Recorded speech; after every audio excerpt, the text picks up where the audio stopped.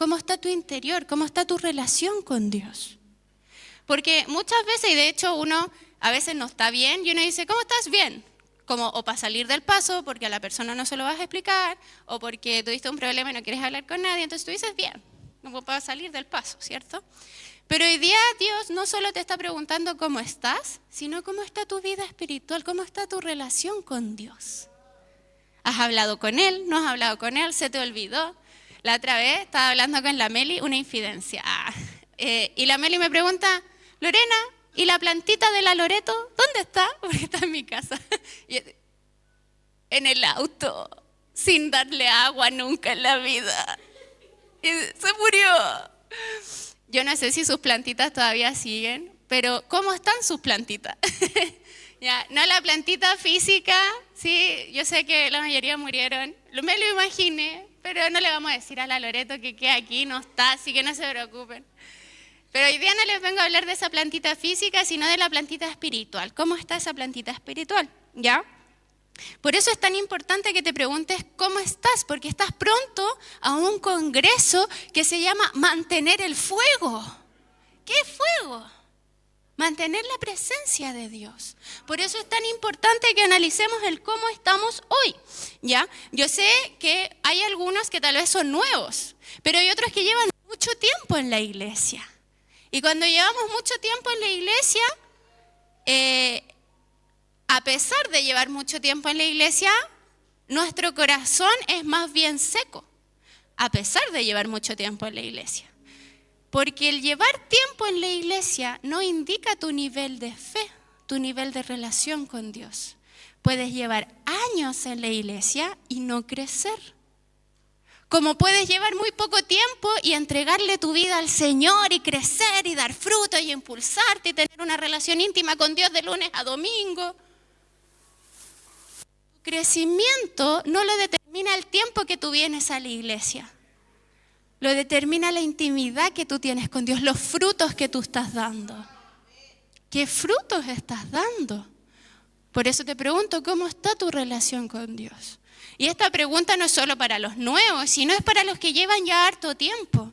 Empezar a cuestionarte cómo va tu intimidad con Dios. Amén. Hoy vamos a hablar de dos personajes de la Biblia, porque a veces creemos que profetizar o predicar es como casi que el nivel más alto espiritual. Y hoy día te voy a demostrar que no, que a veces, muchas veces es más importante la relación con Dios en intimidad que lo que pueda ver la gente en el exterior. Y hoy día vamos a hablar acerca de Saúl y de David. ¿Sabían ustedes que Saúl profetizó? Saúl profetizó. Y todos dicen, no, Saúl malo, fácil. Saúl malo, David bueno, listo, historia de la Biblia, pasemos al otro libro. Pero no, Saúl profetizó. ¿Quién era Saúl? Vamos, un rey, ¿cierto? ¿Algo más? Saúl fue el primer rey de Israel. El pueblo de Israel le dijo a Dios, ya no queremos que nos gobiernes tú, porque se gobernaban a través del sacerdote, que era Samuel. Le dijo, ya no queremos a Samuel, entonces queremos un rey. Y de hecho, lean la Biblia, porque es muy específico, porque dice, como las otras naciones. Primer error, pero bueno. Y Dios les da un rey tal cual. ¿Cómo es un rey? Más que en cerebro. Guapo, fuerte, inteligente, estratega, ¿cierto? Guerrero. ¿Qué más? ¿Cómo se imaginan a un rey? No, me imagino que ustedes piensan que un rey es flaquito, chiquitito, así como escuálido, medio débil de mente, manipulable. No, ¿cierto? Era grande, fuerte, bonito y no sé qué. Ya, así era Saúl. Muy bien, imaginado. ¿Ya? Saúl era así. Y vamos a ver cómo es que Saúl fue ungido rey. Primera de Samuel 10:1. Dice, entonces Samuel tomó un frasco de aceite y lo derramó sobre la cabeza de Saúl. Luego lo besó y le dijo, es el Señor quien te ha ungido para que gobiernes a su pueblo. Ojo, dice, es el Señor. O sea, Dios sí escogió a Saúl. ¿Ya? Vamos al verso 9, dice, cuando Saúl se dio cuenta, ahí, después de que Samuel unge a Saúl, Samuel le da varias directrices, le dice lo que va a pasar, con quién se va a encontrar, lo que tiene que hacer, cómo va a llegar a ser ungido rey. Y todas esas cosas ocurren, ¿ya?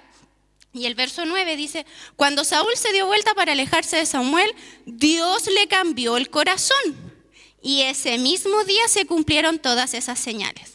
En efecto, al llegar Saúl y su criado a Gilbea, un grupo de profetas salió a su encuentro. Entonces el Espíritu de Dios vino con poder sobre Saúl, quien comenzó a profetizar con ellos. Los que desde antes lo conocían, al verlo profetizar junto con los profetas, se preguntaban unos a otros. Alguien que vivía allí respondió, ¿y quién es el responsable de ello? De ahí viene el dicho, ¿acaso también Saúl es uno de los profetas? Cuando Saúl acabó de profetizar, subió al santuario y se fue. Saúl, cuando fue ungido rey, profetizó. Dice la Biblia de que Dios lo escogió rey, que fue lleno de la presencia de Dios. Dios cambió su corazón y profetizó. Y se fue a su casa. Se fue a su casa, fue ungido rey, fue proclamado rey. Su reino fue bendecido, ganó varias batallas. Samuel le decía de parte de Dios lo que tenía que hacer. Que Saúl lo hiciera caso a Samuel ya otra cosa, pero de que escuchaba a Samuel lo escuchaba. Y yo creo que ese fue el gran error un poco de Saúl. ¿Ya? Lo que quiero que entiendan en esta primera parte es que Dios sí llamó a Saúl y que Saúl profetizó una vez, nunca más. Se fue a su casa, reinó y después hizo lo que quiso. ¿Ya? Y escucha a pesar de estar cerca del profeta. ¿Ya?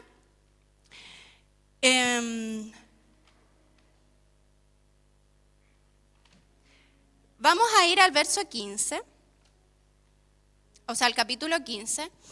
¿Qué es lo que pasa después? Lo que pasa es que Samuel le había dicho, anda a tal cerro y espérame ahí antes de entrar a pelear con los amalecitas, porque hay que levantar un altar a Dios, una ofrenda, un holocausto, ¿ya? Y eso solo lo hacía el sacerdote. ¿Ya? Resulta de que Samuel no llegaba nunca, entonces el pueblo se empezó a desesperar. Y Saúl se empezó a desesperar también, porque el pueblo desesperado, Saúl desesperado, obvio. Entonces levantó él un holocausto y levantó una ofrenda. Entonces llega Samuel y Samuel le dice, ¿qué hiciste? Y Saúl le dice, lo hice yo, así como, wow, mira, ya vamos a la pelea, estamos listos. Y ahí es donde Dios le dice, por primera vez a Samuel, le dice, voy a desechar a Saúl como rey. Me arrepiento, le dice, me arrepiento de haberle hecho rey. Siendo que tenemos en el verso 10 un Saúl escogido por Dios que profetizó. Pero después tenemos un Saúl que él conocía lo que había que hacer. Samuel le había dicho que había que esperar. Pero él se empezó a desesperar y dijo, ok, no, lo hago yo, está todo listo, si total la cosa es hacer el holocausto nomás. ¿Ya? Y lo hizo. Y ahí es donde Dios le dice, lo voy a desechar como rey, me arrepiento de haberlo hecho rey. Y esto siguió, ¿ya? Y esto siguió, vamos a ver,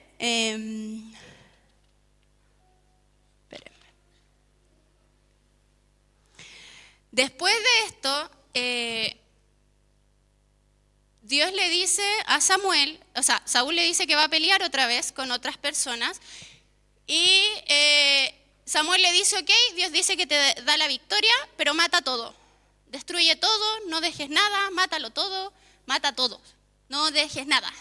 Y Samuel dijo, ya, y Saúl va y mata todo menos al rey. Mata todo, menos las ovejas, los bueyes, se queda con un par de eritos por ahí, con cosas de oro y todo el tema. Y llega muy feliz, ¿ya? Donde Samuel.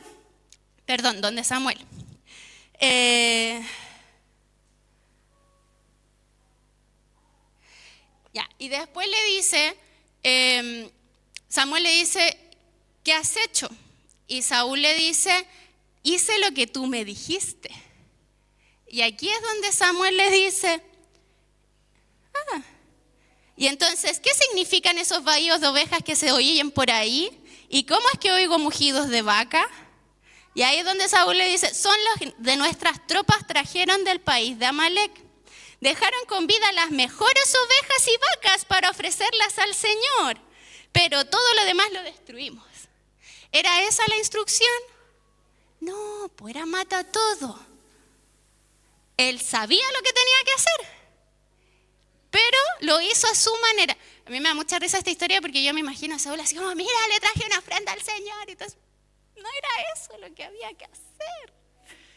¿Ya? Y muchas veces nosotros a veces somos así. Venimos a la iglesia, sabemos lo que tenemos que hacer, hablamos de Dios, podemos predicar, profetizar, hacer un devocional. Una vez, ser llenos de Dios, llorar delante de la presencia de Dios una vez y después hacer nuestra propia voluntad, a pesar de que sabemos lo que Dios quiere de nuestra vida. Porque en la iglesia te lo dicen. Para eso vienen a la iglesia los que no lo sabían. Vienen a la iglesia para saber qué es lo que Dios quiere de ustedes. ¿Ya? ¿Qué es lo que les quiero enseñar hoy? Lo vamos a ver con David, no se adelantan. Primera de Samuel 15, del 16 al 21 dice, basta, le interrumpió Samuel, voy a comunicarte lo que el Señor me dijo anoche. Y Saúl le dice, te escucho. Entonces Samuel dijo, ¿no es cierto que aunque te creías poca cosa, has llegado a ser jefe de la tribu de Israel? ¿No fue el Señor quien te ungió rey de Israel y te envió a cumplir una misión? Él te dijo, ve y destruye a esos pecadores, los amalecitas, atácalos hasta acabar con ellos. ¿Por qué entonces no obedeciste al Señor? ¿Por qué echaste mano al botín e hiciste lo malo ante los ojos del Señor? Miren lo que le dice Saúl. Yo sí he obedecido al Señor, insistió Saúl. He cumplido la misión que Él me ha encomendado. Traje prisionero a Agar, rey de Amalec, pero destruí a los amalecitas. Y el botín, los soldados tomaron ovejas y vacas destinadas al exterminio, con el propósito de ofrecerlas en Gilgal al Señor tu Dios. Primero, negación. Yo no hice nada.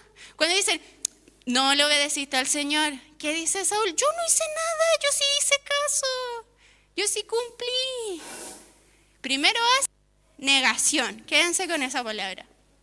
Ya, cuando él es confrontado por el profeta, primero lo oculta. Dice, no, si yo no hice nada malo, yo estoy todo bien, yo no ha pasado nada. Y después quiero que volvamos a leer el 21 porque dice... destinada al exterminio, con el propósito de ofrecerlas en Gilgal al Señor tu Dios. ¿No dice mi Dios? Al Señor el Dios de Israel, al Señor mi Dios. Dice a tu Dios. ¿Se dan cuenta de lo que les quiero decir o no? No era el Dios de Saúl. No era el Dios de Saúl, por más que Saúl sabía lo que tenía que hacer, por más que Saúl sabía que era ungido por Dios, por más que Saúl en el verso 10 profetizó, no era el Dios de Saúl. Él hacía por cumplir, porque era el rey, porque era lo que había que hacer. Yo no sé si conocen la historia, porque después el Samuel le dice de que Dios lo va a dejar. Y aquí hay una parte que a mí siempre me ha causado mucha extrañeza. Y le dice, ya, ok, si Dios se va a alejar de mí, está bien, pero no le digas al pueblo, déjame ser rey hasta que llegue el otro rey. A Saúl lo único que le interesaba era la pantalla. Era así como, ok, me equivoqué, pero dejémoslo, escondámoslo. O sea, no importa lo que Dios haya pensado, no importa mi relación con Dios, no importa mi vida espiritual, importa que los otros no se vayan a dar cuenta que yo estoy mal y que Dios se ha alejado de mí, porque lo que pasa en ese momento es que la presencia de Dios se aleja de Saúl. Se aleja de Saúl. ¿Y qué viene cuando no está la presencia de Dios en nuestras vidas? Tormento. A Saúl lo empezaron a atormentar los espíritus, porque cuando tú estás lleno de Dios hay una protección espiritual. Pero cuando Dios se aleja de ti, te deja al desnudo y viene el tormento. Les voy a leer lo que Samuel le contestó una vez que le dijo esto. Le dijo Samuel, ¿qué agrada más al Señor? ¿Que se le ofrezcan holocaustos y sacrificios o que se obedezca lo que Él dice? El ofrecer el obedecer vale más que el sacrificio y prestar atención más que la grasa de carneros. La rebeldía es tan grave como la adivinación y la arrogancia como el pecado de la idolatría. Y como tú has rechazado la palabra del Señor, Él te ha rechazado como rey. Y es ahí donde Saúl dice, he pecado, he desobedecido al Señor. Y dice, pero no le digamos al pueblo. Sigamos las cosas así como están. Muchas veces nos importa más el qué dirán que nuestra relación con Dios, que cómo está nuestro corazón. Por eso yo te decía ahora, ¿cómo estás? ¿Cómo está tu vida espiritual? ¿Cómo estás en el interior? Porque no importa que hagas devocionales, que hagas predicaciones, que vayas a un congreso, si tu corazón está lejos de Dios, si tu corazón está seco. Por eso, muchas veces yo les he dicho, si están en este lugar, aprovechen el tiempo, sean llenos de Dios, disfruten, no importa el que está al lado. ¿Por qué? Porque no importa lo que te digan, importa cómo está tu corazón hoy. Porque después saliendo, en este lugar estás protegido. O sea, espero, pero aquí nadie te va a pegar, nadie te va a humillar, nadie te va a insultar, ¿cierto? Pero afuera en el colegio, pero afuera en la calle, pero afuera en la casa, pasan cosas malas. Imagínate, no oraste en toda la semana, no oraste no leíste la Biblia en toda la semana, y hoy día más encima te distraí. Seco. No importa por fuera, no importa la alegría, no importa la sonrisa, no importa el maquillaje. Seco. Porque importa lo de adentro. ¿Cómo estás hoy? ¿Cómo está tu relación con Dios? Aprovecha el momento. Anhela ser lleno de Dios. Vamos a ver qué hacía David o qué le pasó a David, porque pasaron por algunas situaciones parecidas, al final los dos fueron rey también, ¿ya? Pero lo importante aquí es ver cómo cambiaron su actitud frente a la misma situación. ¿Ven? David es ungido rey, ¿cierto? Y cuando es ungido rey, se va a su casa. O sea, de hecho lo ungen en su casa. Entonces él sigue en su casa cuidando ovejas. Y David es muy diferente porque Saúl es ungido rey, se va a su casa y ahí empieza a ser proclamado rey en diferentes naciones, o sea, como pueblitos de Israel. Pero David no, David es ungido rey y pasan años, muchos años, hasta que David llega al trono. Él es ungido rey, ya Dios tiene una relación con David, pero David se mete en el proceso de Dios. ¿Por qué? Porque cuando a Saúl lo destierran rey, ¿se acuerdan que les dije que venía si no había la presencia de Dios? ¿Qué venía? Tormento. Y a Saúl lo empezaron a atormentar. Y adivinen, ¿quién sabía tocar el arpa? ¿Y quién estaba lleno de la presencia de Dios? Entonces, ¿quién traía paz a Saúl? El cántico de David, bueno, el tocar el arpa de David, porque David era un salmista. Imagínense qué loco, ¿ya? Pero bueno, David tocaba el arpa, entonces le traía paz, y ahí Saúl conoce a David, ya más encima con David y Goliat, ¿cierto? Les estoy tratando de contar las historias porque quiero que nos vamos a ir pasando varios años, ya, por eso. Entonces, ¿qué es lo que pasa? Saúl conoce a David, le cae bien, hasta que se da cuenta que Dios lo ungió rey a él, y que se alejó Dios de su presencia. Y lo empiezan los mismos espíritus que atormentan a Saúl, lo empiezan a maquinar el cerebro y dicen, mátalo, porque eso hacen los espíritus demoníacos, atacan, ¿cierto? Atacan al ungido de Dios, ¿ya? Entonces, ¿qué empezó a hacer? Lo empezó a atacar, le tiró una lanza, le dijo, no, si yo te quiero, y después, ¡tá! Y David tenía que correr, y David escapó, David fue exiliado, de ahí donde fue exiliado, fue perseguido, se tuvo que esconder, lo persiguieron en otros lados, después encontró gente igual que él, exiliada y perseguida, y le seguían, les decía que no y lo seguían, ¿ya? Donde iba era bendecido, porque la presencia de Dios estaba con él, pero el propósito lo vivió igual. Y yo estoy segura que David cuestionó muchas veces, y de hecho hay una parte donde lo cuestiona, le dice, ¿por qué yo, que no he hecho nada malo, tengo que ser exiliado de Israel? Si el que me ataca es él, y ni siquiera entiendo muy bien por qué. Para poder llegar a ser rey, una persona tenía que matar a toda la dinastía anterior. Ya, por ejemplo, David tenía que matar a Saúl, a Jonatán, a todos los hijos de Saúl, ¿ya? ¿Por qué? Para exterminar como ese linaje.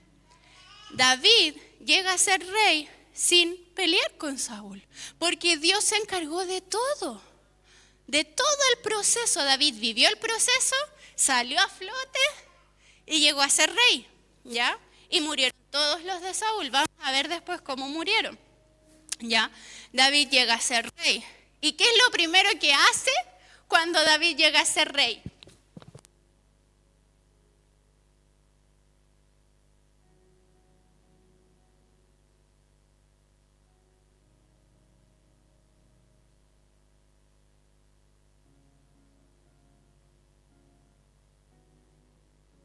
¿Sé qué? ¿No? Trae el arca. Porque el arca estaba en Gilgal, creo. Espérenme, lo vamos a leer.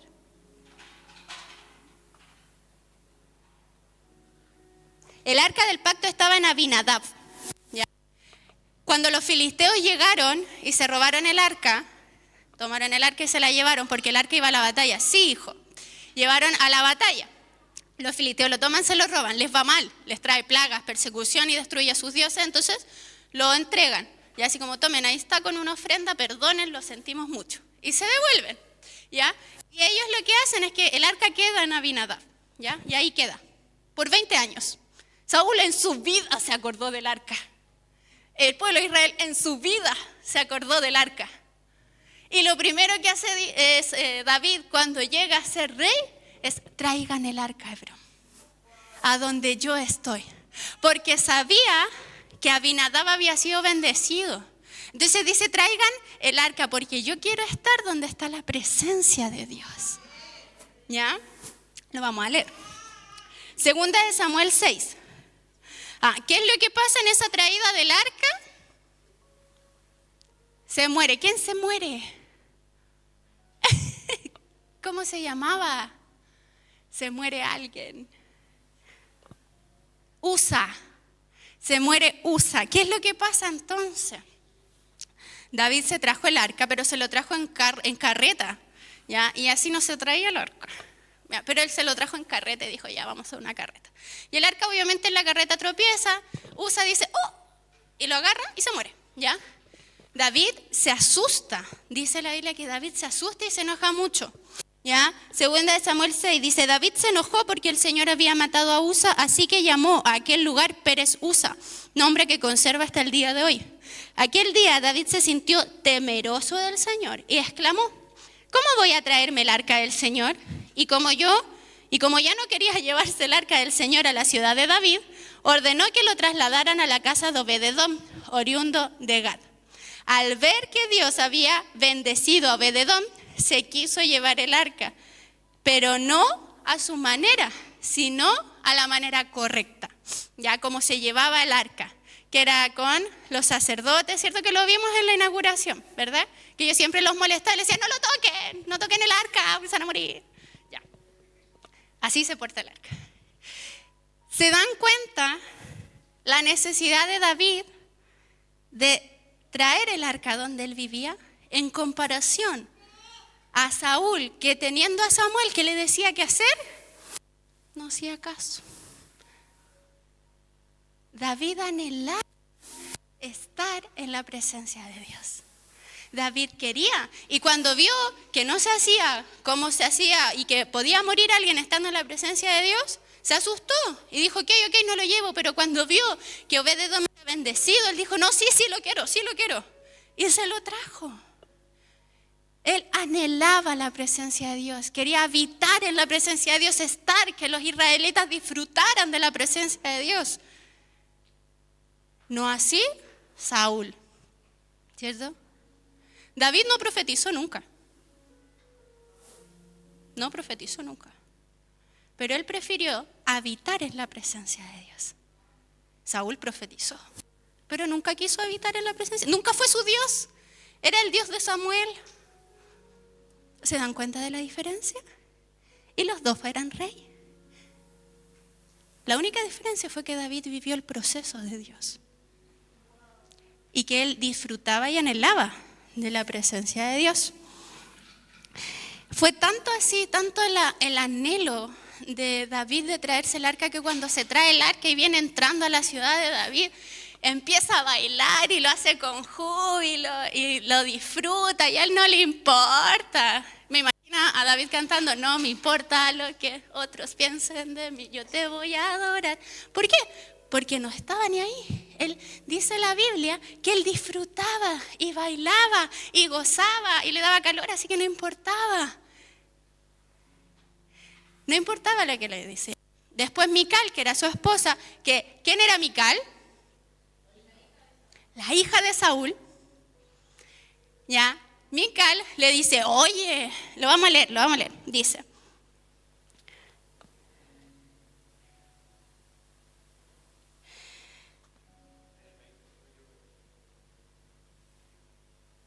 Sí, espérenme. Le dice, anoté. Ya bueno, pero le dice, el rey va a estar bailando ahí con las esclavas y con las personas. Mírenlo ahí como casi que denigrándose por bailar y en poca ropa, ¿cómo es posible? Y miren lo que le dice David.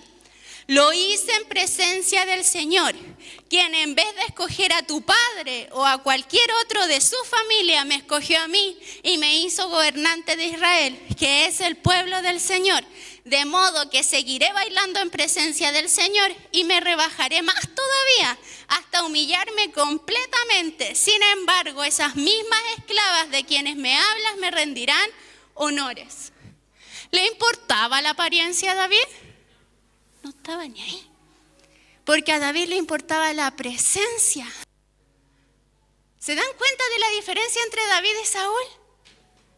Cuando Saúl le dice, no, déjalo así, que pase piola, que no importe. Pero David dice, yo me rebajaré aún más porque no importa, porque yo anhelo la presencia de Dios.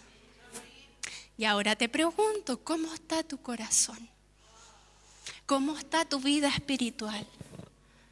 Porque no importa cómo estás por fuera, cómo está el maquillaje, cómo está la ropa, importa cómo está tu corazón, cómo está tu relación con Dios hoy. Dios te invita a dejar las apariencias, a decir, no importa, yo le voy a adorar, yo le voy a exaltar. No importa cuántos años lleves en la iglesia, importa tu intimidad con Dios. Eso es lo que te va a hacer dar fruto. No el tiempo, no la madurez que te lleves en la iglesia, sino tu intimidad con Dios, tu relación con Él. Amén. Era tanto el deseo de David de estar en la presencia de Dios que un día mirando su palacio, porque el reinado de David fue de mucha paz. Entonces David se extendió y después dijo, bueno, aquí estoy disfrutando lo que se ha expandido.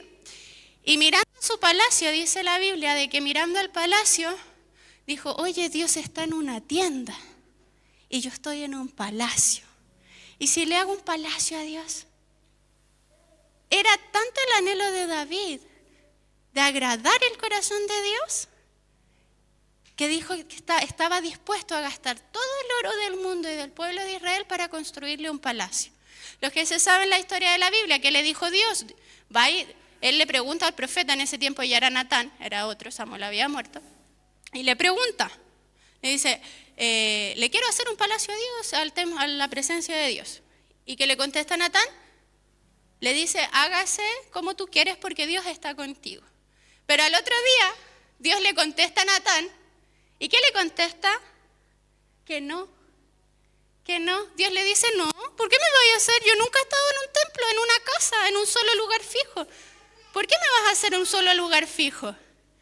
Pero Dios conocía el corazón de David y ahí es donde Dios le dice, está bien, entiendo el por qué quieres hacerlo, entonces no lo harás tú sino tu descendencia. Y ahí es donde Salomón construye el templo, ¿ya? Y Dios le da específicamente cómo construir la casa de Dios, ¿ya? En esa conversación y en eso que pasa cuando Natán le dice no, ¿saben lo que hace David? Va a la tienda, va a la presencia de Dios, va al arca y le dice, ¿pero qué pasó? Yo quería hacerte un templo, ¿por qué no quieres una casa? Y ahí Dios le comienza a hablar y les digo que lo lean porque como Dios le contesta es muy interesante y muy entretenido de leer. Pero una de las cosas que Dios más le dice a David es yo entiendo que, le dice primero, yo entiendo lo que tú quieres, ya lo va a hacer tu familia. Y por ese anhelo y por ese deseo en tu corazón, voy a bendecir tu descendencia. Gracias al anhelo y al deseo de David de habitar en la presencia, esa bendición no solo se extendió a David, se extendió a su descendencia. Y esa fue la promesa, que de Judá siempre iba a haber un rey que fuera de la descendencia de David. ¿David pecó?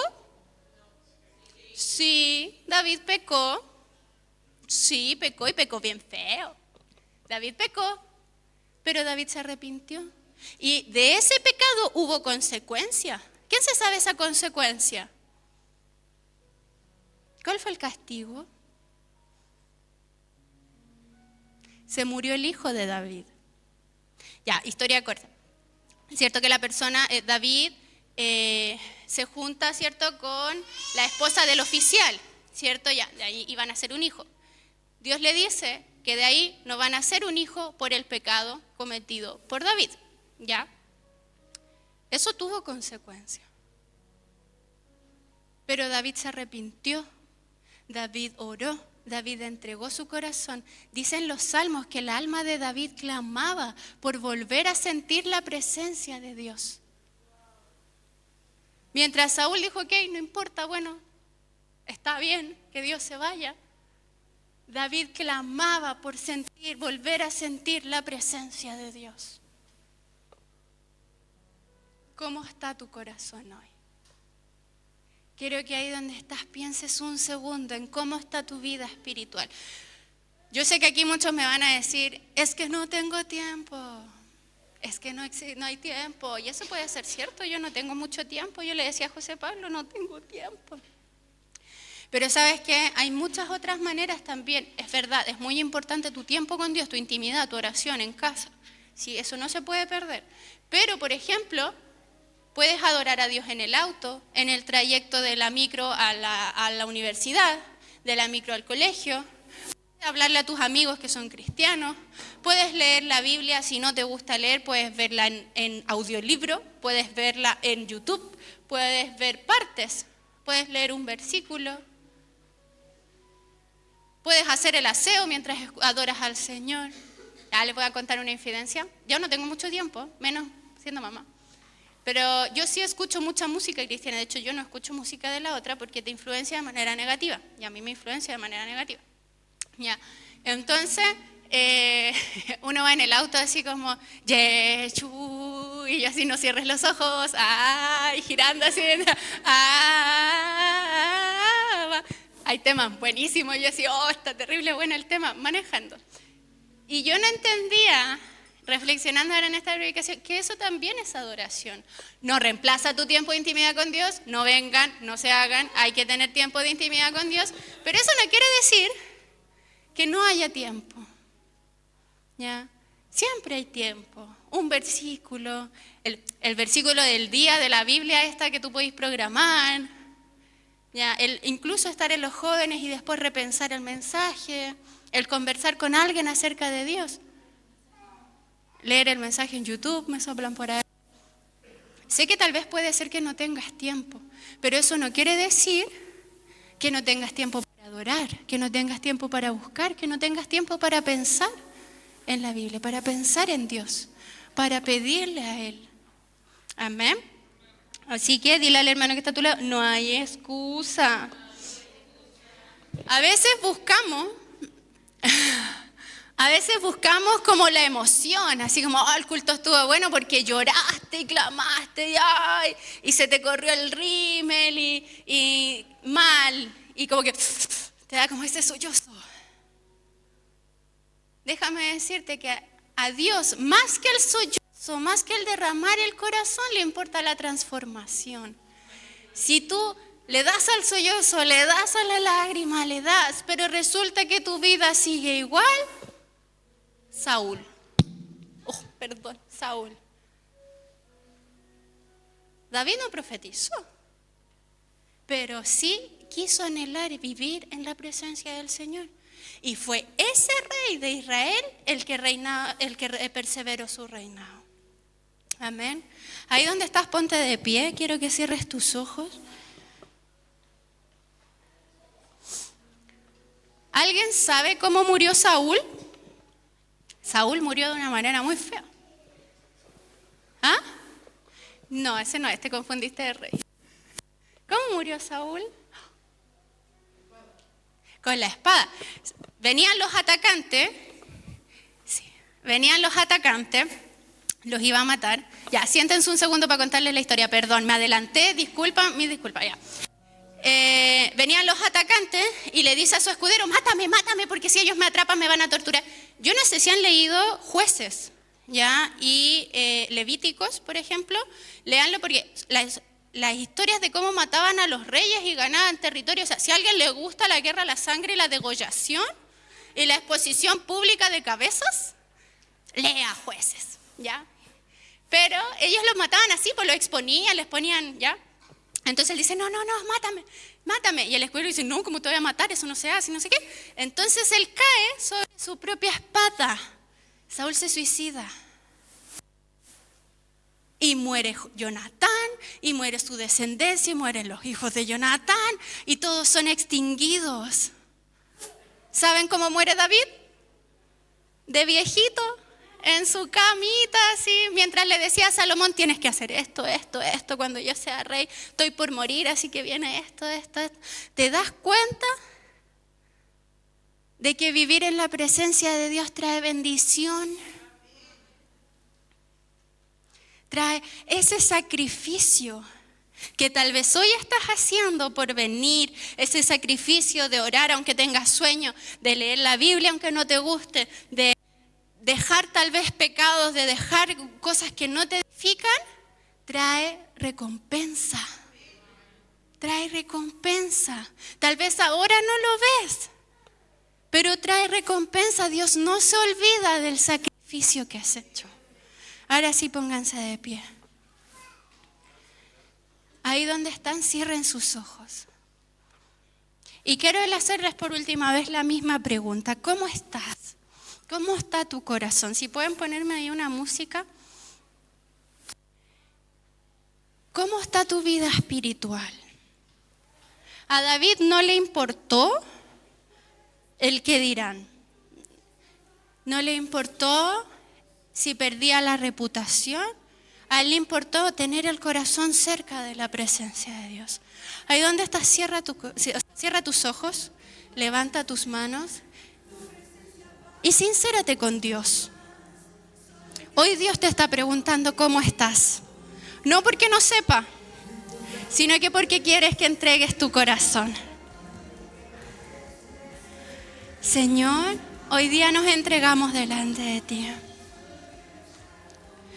Nos sinceramos delante de tu presencia. Señor, hoy día trae revelación de nuestra situación actual. Llena, Señor, con tu presencia en el nombre de Jesús. Vamos a hacer algo. El altar en este lugar está abierto. Y quiero que pases adelante, no porque todos pasan, no porque pasó, no, sino que porque tu corazón, porque quieres entregarle tu corazón al Señor. No van a orar por ti, sino que quiero que tu corazón se rinda hoy delante de la presencia de Dios. Es tiempo de sincerarse con Dios y no importa el que dirán, no importa lo que vean, no importa. Porque Dios hoy día va a hablar a tu corazón. Dios hoy día va a hablar a tu vida. Señor, nos entregamos delante de ti. la fuente que no se secará, nada en este mundo me saciará. Todo mi amor y devoción es para ti. Señor, nos sinceramos delante de tu presencia. Dejamos las caretas, dejamos el que dirán y nos acercamos a tu presencia. Nos arrodillamos delante de ti para buscarte. Mis días te daré para tu rostro ver, decir que te amo, cuánto te amo. Señor, hoy día doblego mi corazón. Perdónanos, perdónanos.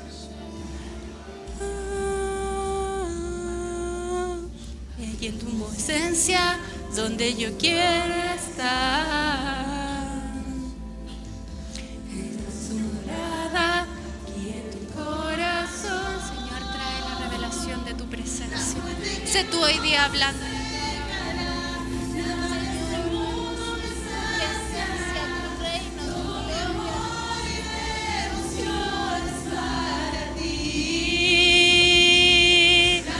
Que no se secará, nada en este mundo me saciará. Todo mi amor y devoción es para ti. Mis días te daré para tu rostro ver, decir que te amo, cuánto te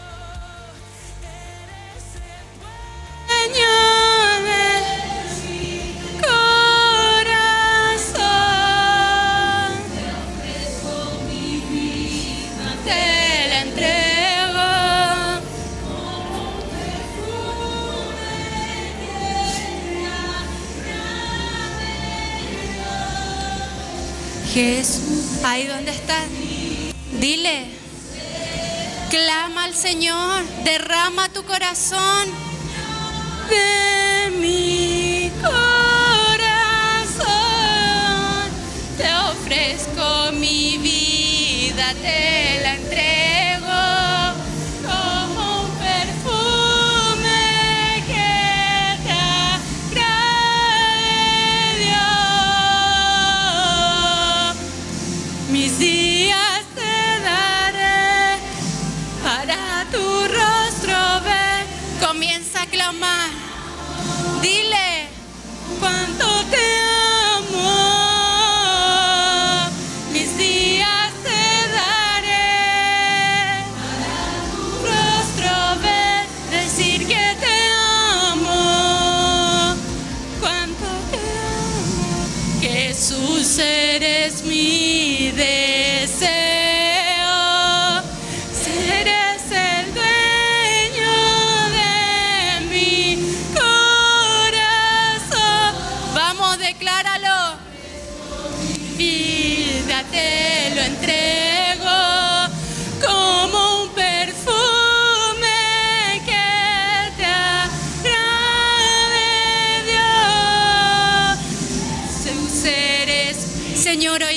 hacemos un pacto contigo. Clamamos por tu presencia. Hacemos un pacto. Eres el dueño de mi corazón. Vamos, comienza a clamar. Te ofrezco mi vida, te la entrego.